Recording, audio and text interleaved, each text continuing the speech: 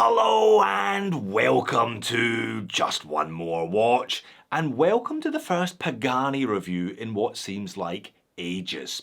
The AliExpress 11/11 sale is currently on though, so if you have been thinking about picking yourself up a Pagani, now is definitely the time to do it. For example, this watch normally retails for $109 US, but during the sale, once you add a few vouchers, you can pick it up for a little over $60. That is close to half price on a watch that wasn't expensive in the first place.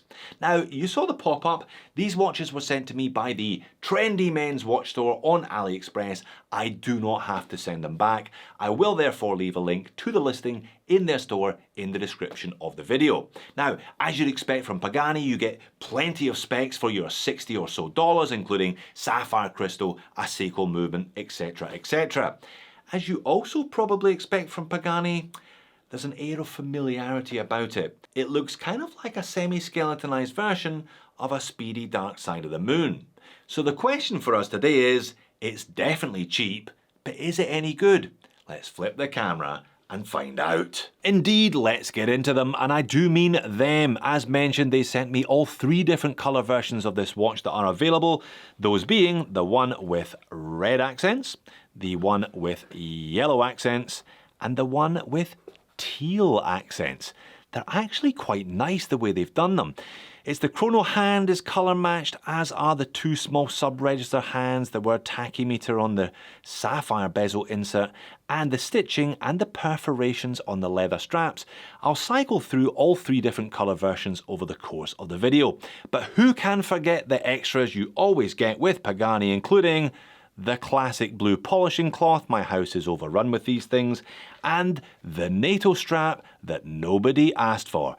Arguably the worst NATO strap I've ever seen. I don't normally complain about free stuff, but this isn't worth having. Now, Pagani's speedy lookalikes are amongst their best and their most popular models these days. Personally, I am a fan of their Mission to Alaska with the red accents. That is in my collection and will be staying in my collection. And no wonder the lookalikes are popular given the ridiculous prices that Omega are now charging for the originals. Nearly $18,000 Australian for one of these ones. Now, not everyone has that amount of money and not everyone wants to spend that amount of money on a wristwatch, hence the popularity of these clawmages. Now, Pagani haven't copied the size of the Dark Side. They have gone with the kind of smaller classic speedy footprint.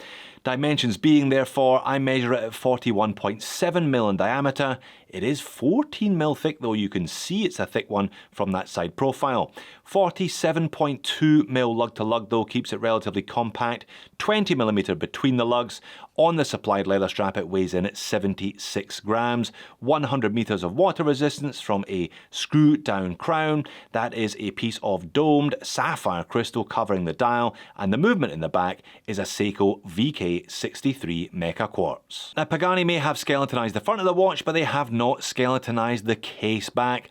Personally, I would not have been complaining if they had punched a couple of holes through that childish picture of the spaceship and the rocket. I've never been a big fan of it.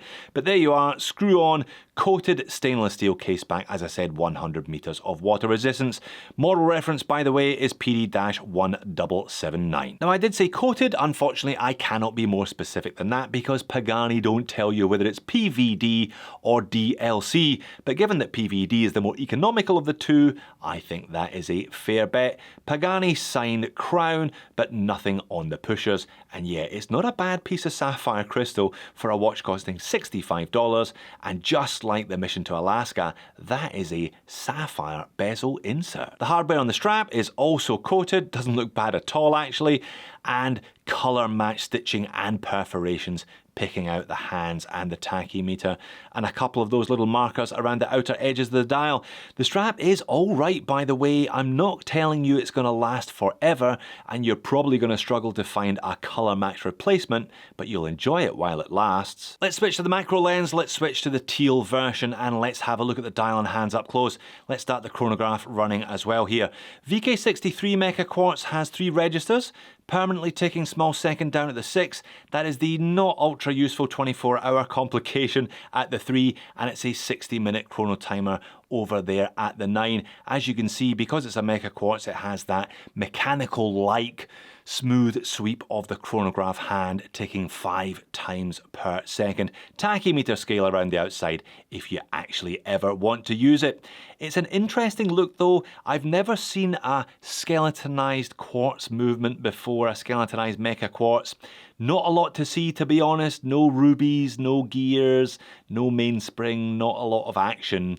Just a little bit of metal plating and a couple of screws here and there. I guess if you're going to copy the Omega but do it economically, this is how you do it. So yeah, up to you whether or not you like this look or think they would have done better off if they had just continued that slightly textured dial surface throughout. Couple of layers to the dial though. Give Pagani their credit for 65 bucks. It's rather well done. It looks like the minute track around the outer edge and those cantilevered indices are on one plane, along with the outer edges, the outer rims of those 3 sub-registers.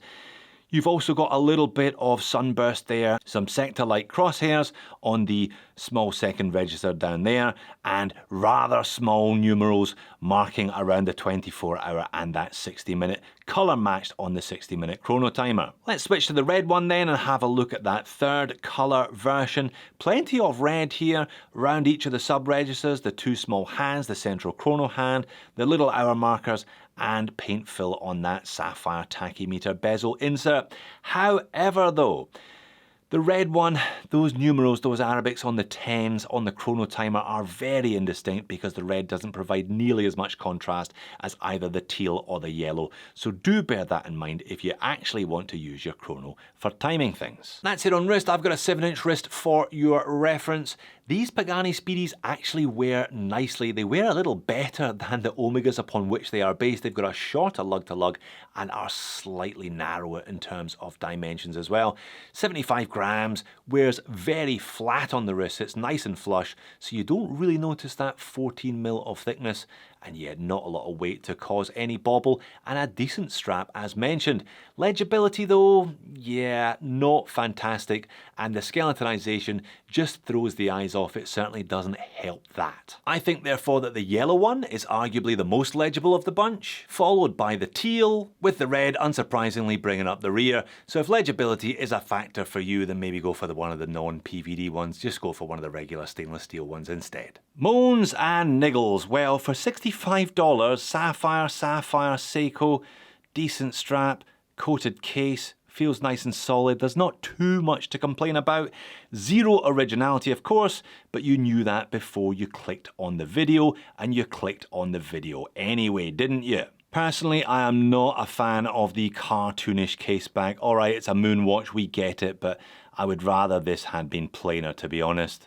And the loom, it's a Pagani, so of course the loom is rubbish. It doesn't even look all that good initially after a decent charging with my UV torch, but when I turn the speed up on it, yeah, it doesn't last at all, to be honest. Much like every other Pagani I've ever reviewed. And I guess this watch's biggest competition are other Pagani Speedmasters. They seem to have picked every colour from the Omega catalogue and a few more besides, and you can get one on a bracelet if you want to for not a lot more than the asking price of this one. But if you like this stealthy all black coated look and one of the 3 colours resonates with you, the yellow, the teal or the red, and you're into this slightly unusual semi-skeletonized look, then go for it.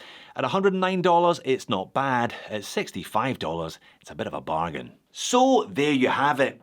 A slightly peculiar look, this one, if I'm being honest with you. You get to see a little bit of the movement, but not much of the movement. It's still bloody cheap for what it is though, so if you like it, go for it. If however you don't like it, check out their regular Speedy lookalike here, or another chrono that looks a little bit like a roller. Thanks for watching this one all the way to the end. I'll see you again in the next one.